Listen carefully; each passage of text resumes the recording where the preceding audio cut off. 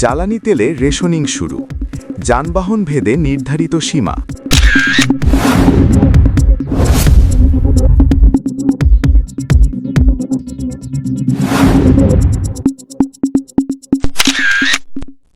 সম্ভাব্য জ্বালানি সংকট মোকাবেলায় আজ রোববার ৮ মার্চ থেকে দেশে জ্বালানি তেল বিক্রিতে রেশনিং পদ্ধতি চালু হয়েছে।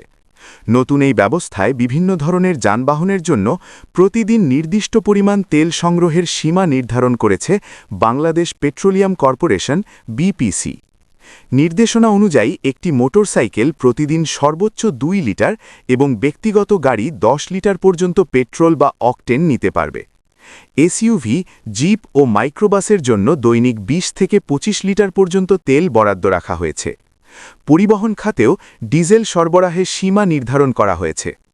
স্থানীয় রুটের বাস এবং পিকআপ ভ্যান প্রতিদিন ৭০ থেকে ৮০ লিটার এবং দূরাপল্লার বাস, ট্রাক ও কন্টেনারবাহী যানবাহন ২০০ থেকে ২২০ লিটার পর্যন্ত ডিজেল নিতে পারবে।